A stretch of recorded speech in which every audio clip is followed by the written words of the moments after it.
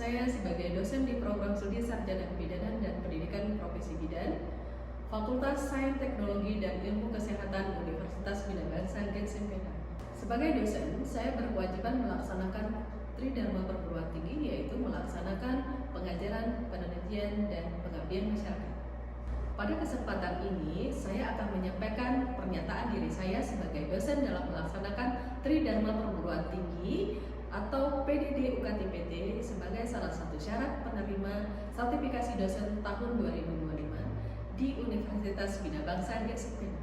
Saya mengampu beberapa mata kuliah di program studi Sarjana Kebidanan dan Pendidikan Profesi Bidan, salah satunya asuhan kebidanan pada masa nifas dan menyusui dengan kode mata kuliah 1512 dengan jumlah SKS 5 SKS yang terdiri dari 3 teori 2 praktik.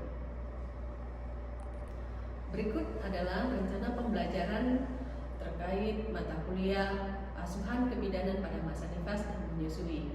Rencana pembelajaran ini merupakan struktur dalam proses pembelajaran yang akan kita laksanakan di 1 semester ke depan.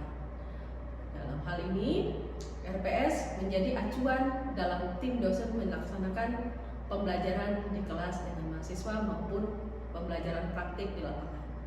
Pada mata kuliah asuhan kebidanan masa nifas dan menyusui, kita akan mempelajari beberapa terkait konsep dasar nifas menyusui, perubahan sistem reproduksi pada masa nifas, manajemen nifas normal, kebutuhan seksualitas pada ibu nifas, anatomi payudara, fisiologi laktasi, role meses, manajemen laktasi, ASI eksklusif, serta MPASI. Setelah mempelajari mata kuliah ini, harapannya capaian pembelajaran mata kuliah ini terdiri dari mahasiswa mampu menguasai konsep dasar masa nifas dan menyusui, mengidentifikasi perubahan sistem reproduksi selama masa nifas, mengaplikasikan manajemen nifas normal pada ibu, mengidentifikasi kebutuhan dasar seksual pada ibu nifas, menguasai anatomi payudara, menguasai fisiologi laktasi, mengaplikasikan role meses, mengaplikasikan manajemen laktasi, menguasai ASI eksklusif, dan pelaksanaan MPASI. Setelah proses perkuliahan kita laksanakan, kita adakan evaluasi. Dalam pelaksanaan evaluasi, nanti mahasiswa akan dinilai dengan 3 kriteria. Kriteria yang pertama terdiri dari sikap, yang terdiri dari 20%, kemudian pengetahuan 30%, dan keterampilan umum serta keterampilan khusus 50%. Semuanya itu dikalkulasikan dan menjadi suatu nilai akhir yang akan menjadi nilai absolut yang diterima oleh mahasiswa. Tata tertib perkuliahan, wajib mahasiswa hadir tepat waktu, kemudian mengumpulkan tugas yang akan dilaksanakan pada OPSMK, kemudian melanjutkan lagi pelaksanaan tugas dan pembelajaran yang ada di kelas secara luring, serta melakukan sanggah nilai setelah 1 minggu nilai dikeluarkan oleh tim dosen. Adapun agenda perkuliahan kita yang terdiri dari pertemuan pertama itu di kontrak program, kedua dengan 3 itu konsep dasar nifas dan menyusui, 4 dan 5 perubahan organ reproduksi selama masa nifas, 6 dan 7 perubahan sistem reproduksi selama masa nifas, 8 sampai 9 perawatan luka perineum, 10 sampai 11 peran budaya terhadap kesehatan masa nifas, 12 sampai 13 itu kebutuhan dasar dalam seksualitas pada masa nifas. Pertemuan ke-14 kita pelajari anatomi payudara. Pertemuan ke-15 itu ada UTS. Pertemuan ke-16 sampai 18 itu ada fisiologi tentang laktasi. 19 sampai 21 asuhan komplementer pada masa nifas. 22 sampai 23 pediatric meses. 24 sampai 25 manajemen laktasi dan pengaplikasiannya. Kemudian 26 ASI eksklusif, 27 sampai 29 itu ada pelaksanaan MPASI dan pengolahannya. Serta pertemuan terakhir itu di pertemuan ke-30 ada UTS. Jadi pertemuan kita selama 1 minggu itu 2 kali.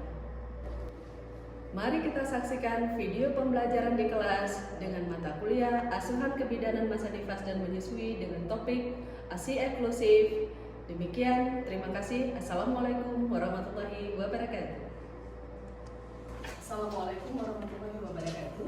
Waalaikumsalam warahmatullahi wabarakatuh. Apa kabar semuanya? Baik, Bu. Ini kita berada di siang hari ya, cuaca panas ya, tapi tidak mengurangi semangat kita untuk belajar kita hari ini. Yang mana mata kuliah kita hari ini Asuhan Kebidanan Nifas dan Menyusui ya. Kita sudah pernah kontrak perkuliahan di awal dulu bahwa untuk mata kuliah ini merupakan mata kuliah inti yang nantinya akan memberikan kompetensi inti dari seorang calon bidan ya. Jadi mata kuliah ini juga nanti akan kita nilai beberapa item penilaian yang sudah kita sepakati ya. Ada di penilaian absensi, tugas, dan UTS serta tugas ya. Jadi harapannya mahasiswa semuanya sudah berkomitmen dalam menjalankan proses perkuliahan dari awal sampai akhir. Nah, ini kebetulan kita bukan lagi pertemuan pertama, semua tim sudah selesai menyelesaikan tugas dosennya masing-masing, menyelesaikan perkuliahan. Kita masuk ke materi yang buat terakhir ya. Selain ASI eksklusif nanti ada satu lagi MPASI ya. Jadi hari ini kita ada pertemuan. Kemarin kita sudah manajemen aplikasi. Jadi hari ini kita akan belajar mengenai materi ASI eksklusif. Seperti kesepakatan minggu kita yang lalu bahwa pertemuan kita kali ini akan membahas tuntas mengenai ASI eksklusif. Nih, kita belajar materi itu hari ini kan ASI eksklusif ya. Ini pertanyaan saya. Kenapa sih penting kita mau mempelajari tentang ASI eksklusif? Ada yang bisa jawab? Boleh tunjuk tangan? Ya, silakan. Jadi Bu, menurut saya kenapa penting belajar ASI eksklusif? Kita sebagai bidan mampu mengedukasi ibu hamil bahwa ASI eksklusif itu penting, kandungannya lebih banyak, lebih bergizi dibandingkan dengan susu formula. Oke, baik, bagus. Ada lagi yang mau menjawab? Ya, silakan. Baik, saya akan menjawab. Menurut saya, pentingnya ASI eksklusif itu yang pertama untuk bayi bisa meningkatkan sistem imunnya, yaitu antibodinya, sehingga bayi tersebut bisa membatasi mencegah infeksi atau alergi seperti diare buat si bayi. Nah, bagi si bayi juga bisa untuk perkembangan otaknya, bayi tersebut lebih cepat tangkap, lebih cerdas, dan untuk ibu itu bisa untuk mencegah penyakit seperti penyakit kronis, kanker payudara, dan bisa untuk meningkatkan pendekatan antara ibu dan bayinya. Bagus sekali. Ada lagi? Satu lagi? Kita minta satu lagi, ada di sebelah sini? Oke, baik. Baik, menurut saya, kenapa penting ASI eksklusif? Karena ASI eksklusif mengandung banyak nutrisi lengkap dan antibodi untuk melindungi berbagai penyakit yang masih kecil, supaya terlindungi dari berbagai penyakit dan juga dapat memperkaya daya tahan tubuh dan kecerdasan si kecil. Bagus sekali ya. Dari 3 jawaban yang kita sudah dapatkan sudah menggambarkan bahwa mahasiswa di semester 4 ini sudah memahami, setidaknya dari manajemen maktasi yang kemarin kita pelajari sudah lebih memahami ya tentang pentingnya ASI eksklusif. Nih, kita bisa mampu menjelaskan ya tentang ASI eksklusif itu berdasarkan WHO maupun Kemenkes. Ya. Jadi untuk definisi, pengertian dan sebagainya itu harus berdasarkan dari WHO maupun Kemenkes. Nah, berdasarkan itu pula kita menjadi indikator ya, nanti akan melihat apa sih ASI eksklusif itu ya, menguraikan manfaat ASI. Jadi nanti mahasiswa mampu menjabarkan mengenai apa saja yang menjadi manfaat dari ASI eksklusif. Kemudian menyebutkan komposisi yang terkandung di dalam ASI. Nah, kemudian yang keempat itu menjelaskan masalah apa saja yang kemungkinan bisa terjadi pada proses pemberian ASI. Nah, jadi harapannya dari tujuan umum kita tadi dan tujuan khusus kita yang ada 4 ini, semuanya ini mampu diaplikasikan oleh mahasiswa.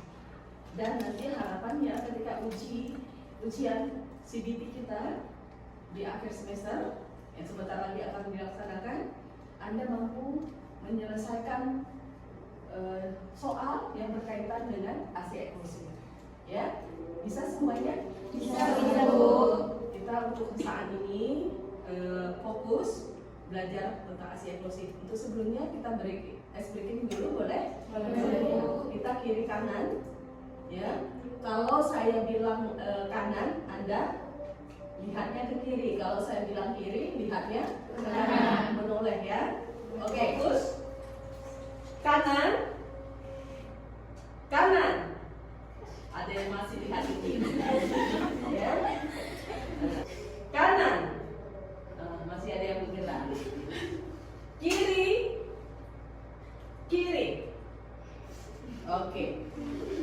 Sudah? Sudah bisa fokus ya. Pengertian menurut WHO kita bisa lihat bahwa pemberian ASI tanpa makanan dan minuman tambahan lainnya pada bayi berumur 0 sampai 6 bulan. Berarti intinya pemberian ASI terbaik itu di 0 sampai 6 bulan tanpa makanan apapun. Ya. Nah, ini jumlahnya sudah cukup. Di 6 bulan itu diberikan ASI saja, kebutuhan bayi sudah mencukupi. Tanpa dikhawatirkan bayi itu nggak cukup nutrisinya, bayi itu rewel, bayi itu akan sakit. Tidak perlu dikhawatirkan karena di 6 bulan pertama sudah dijamin bahwa ini akan menjadi kebutuhan bayi yang utama tanpa makanan tambahan apapun, walaupun hanya air putih. Pada saat bayi baru lahir, di awal kelahiran itu ada yang dikatakan dengan IMD. Apa itu IMD? Inisiasi menyusui dini. Oke, inisiasi menyusui dini itu merupakan treatment yang diberikan oleh seorang bidan ketika bayi begitu lahir, diletakkan di atas perut ibu dan si bayi akan mencari puting susu. Ya, dengan begitu di 1 jam pertama bayi akan merespon aromanya si ibu dan mencari puting susu si ibu, mendapatkan puting serta menghisap dengan maksimal. Di sanalah rangsangan pertama sekali yang dirasakan oleh si bayi maupun si ibu untuk bereproduksi ASI-nya. Bayi mengenal puting untuk menghisap, si ibu merespon hisapan bayi untuk bereproduksi ASI-nya. Ya, sehingga ASI dengan sendirinya akan keluar. Nah, di saat keluar pertama sekali ASI itu ada yang namanya kolostrum. Ya, kolostrum itu ASI yang pertama sekali keluar. Tidak banyak. Warnanya dia kemudian kental. Ya, dia tidak banyak tapi sudah cukup memenuhi kebutuhan bayi pada saat di awal kelahirannya. Jadi harapan kita masyarakat itu paham, jangan sampai dibuang. Pernah dengar susu basi? ASI basi? Nah, sering di awal kelahiran itu dianggap susu basi, ya ASI basi. Padahal itu adalah kolostrum yang sangat dibutuhkan oleh bayi. Ya, di sana kolostrum ini jenis susu yang diproduksi pada akhir kehamilan dan pada hari-hari awal setelah melahirkan. Nah, sifatnya kuning, warnanya kekuningan dan kental. Meski jumlahnya tidak banyak, kolostrum ini memiliki gizi dan imunitas yang tinggi. Begitu bayi lahir, dilakukan IMD. Setelah IMD dilanjutkan dengan rumin atau rawat untuk memaksimalkan pemberian ASI. Itu tujuannya. Jangan sampai bayi dipisahkan dengan si ibunya. Itu kalau kondisi sehat itu tidak dilakukan, ya. Tapi ketika kondisi itu tidak sehat, itu akan terjadi. Nah, untuk meminimalkan, upayakan pemberian ASI eksklusif itu terus dilakukan walaupun bayi terpisah dengan ibunya. Cara nanti kita ada metode-metode pemberian ASI tanpa bayi menghisap puting susu si ibu. Oke? Cara mencapai ASI eksklusif nggak mudah bagi seorang ibu yang menyusui untuk memberikan ASI eksklusif kepada bayinya. Yang pertama, menyusui secara eksklusif. Ya. Eksklusif itu istilahnya khusus ya, khusus spesial tanpa ada yang menyertai, itu eksklusif, ya kan? Kalau eksklusif itu sifatnya hanya ASI saja dalam 1 jam setelah kelahiran. Ya, itu eksklusif, itu IND-nya. IND-nya di awal kehamilan, di awal persalinan itu kita lakukan eksklusif sekali tanpa diberikan apapun. Nggak ada dikasih rasa madu, nggak ada dikasih rasa susu atau air putih, tidak, hanya ASI saja. Itu awal mula. Jadi kalau di awal sudah betul cara, insya Allah sukses. Ya, tapi kalau tidak, itu akan berefek. Ya, berefek apa? Terus akan diberikan bukan selain ASI. Oke, posisi menyusui ini adalah salah satu juga yang menentukan keberhasilan menyusui. Ya, kebanyakan ibu-ibu mengeluh bermasalah ketika menyusui, padahal ada masalah dalam posisi yang tidak benar.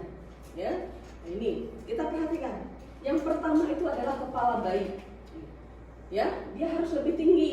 Kemudian boleh digunakan penyangga berupa bantal, bisa diganjal bagian kepala. Kemudian tubuh bayi itu dekat dengan si ibu. Ya, tubuh bayi itu melekat ke tubuh si ibu. Kemudian penyangga tubuh bayi gunakan boleh bantal yang menopang tadi, ya. Kemudian posisi duduk. Kalau di posisi duduk jangan sampai jauh. Nah ini misalnya, ini kalau kita posisi duduk, ya, posisi duduk ini harus ada penyangga untuk kita berikan ASI, ya. Jadi kepala bayi juga harus diperhatikan waktu kita menyusui. Ya, alangkah baiknya ketika kita menyusui itu tidak menggunakan apapun, ya, fokus kepada si bayi, berikan perhatian, sentuhan, ya, dielus bayinya, dipegang tangannya, ditatap matanya, itu akan memberikan bonding attachment, ya, hubungan emosional antara ibu dan bayi, kasih sayang transfer antara ibu dan bayi, tersalurkan, sehingga kita mengenal kondisi bayi kita. Dia saat bahagia, dia merasakan sudah kenyang, dia terpenuhi kebutuhan, dia mendapatkan energi kasih sayang yang dari kita, dari si ibu ke bayi. Paham ya? Jadi teknik kita memposisikan. Kemudian perhatikan juga mulut bayi. Jangan sampai mulut bayi ini, areola yang masuk ke mulut bayi itu penuh. Ya, jangan sampai cuma di bibir. Kalau di bibir dia nggak bisa mengisap dengan sempurna. Tapi areola yang di payudara si ibu yang berwarna hitam itu masuk keseluruhannya ke dalam mulut bayi. Kemudian wajah bayi itu menghadap ke payudara. Jangan biarkan bayi itu waktu menyusui itu mukanya atau wajahnya itu menghadap ke bawah atau ke samping. Ya, dia fokus, dia menghadap ke arah payudara. Ya, memungkinkan posisinya itu nyaman, kemudian tidak tertutup bagian pernafasan. Jangan nanti payudara si ibu tertutup ke hidung bayi, bukannya nyaman, malah dia kesedak.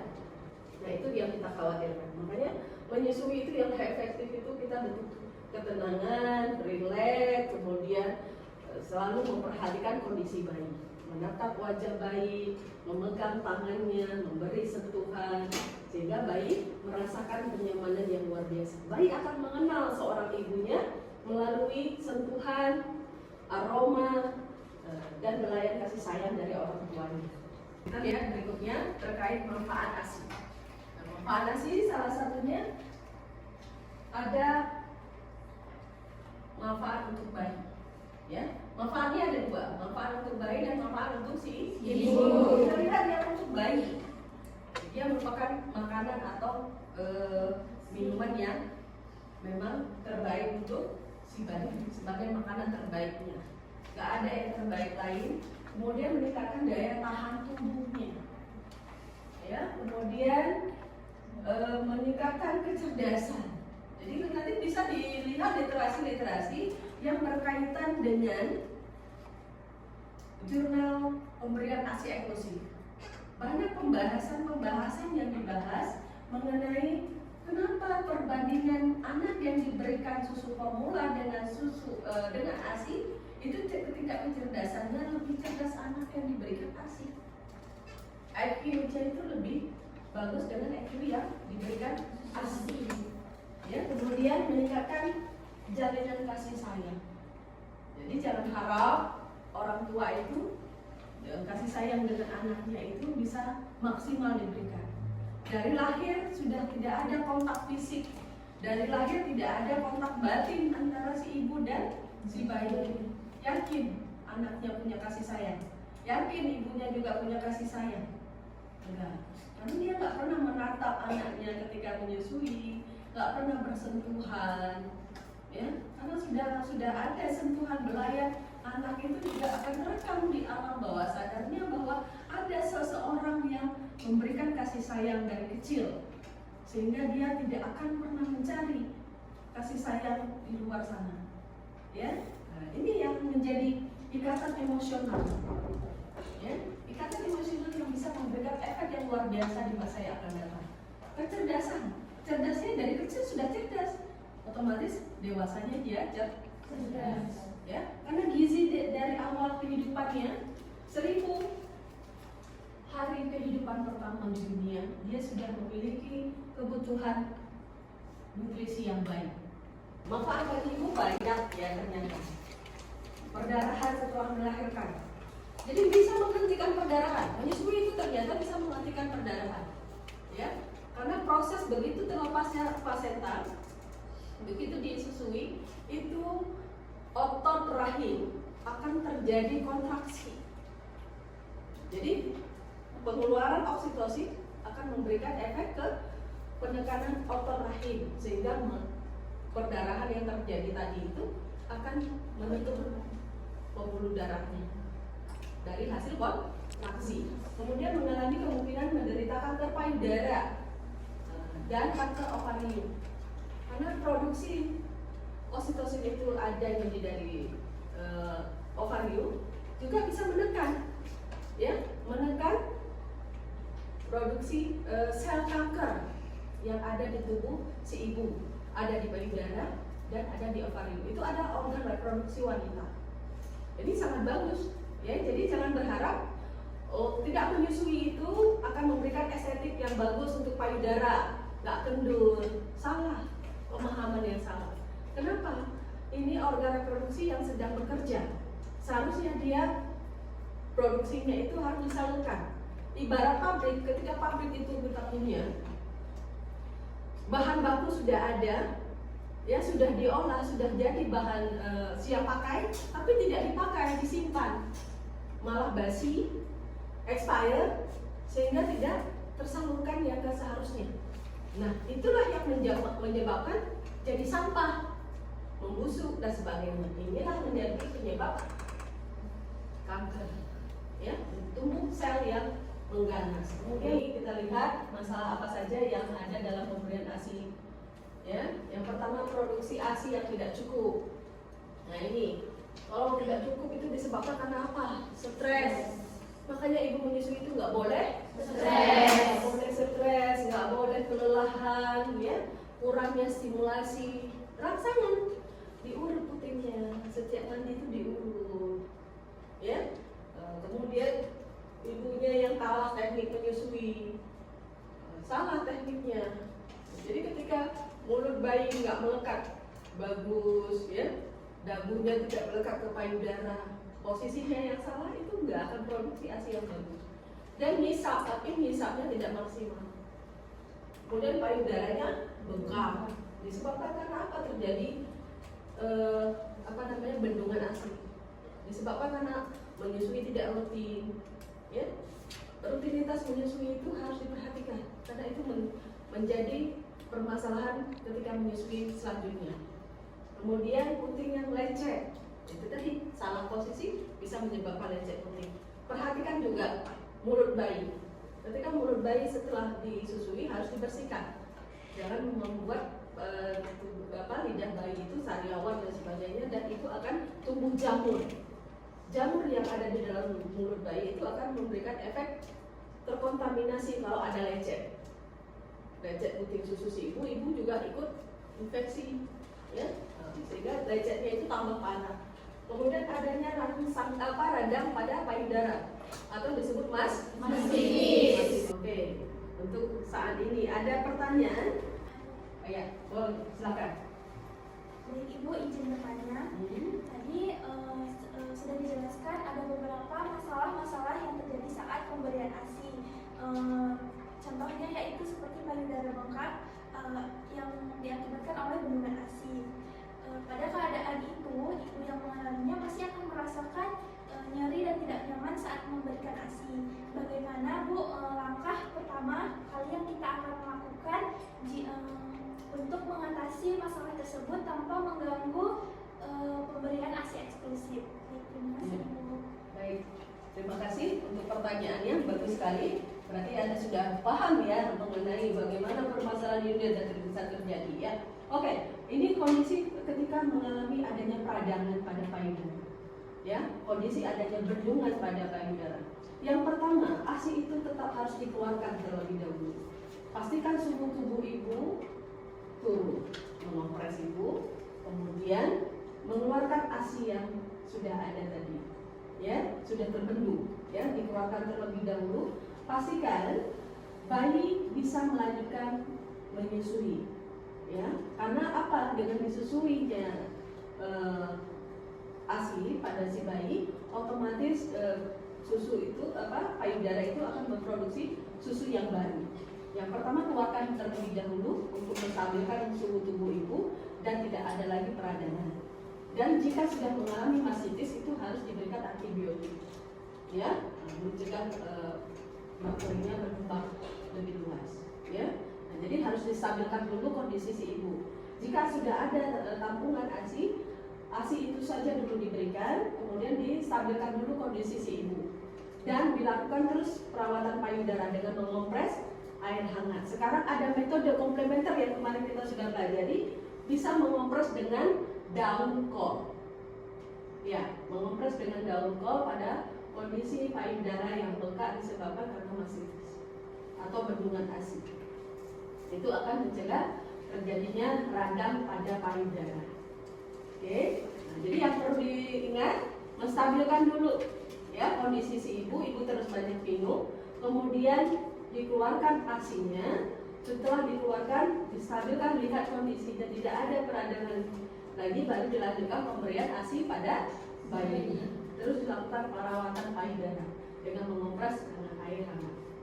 Ya, oke, bisa diterima? Bisa. Baik, saya rasa untuk pertemuan kita hari ini kita sudahi.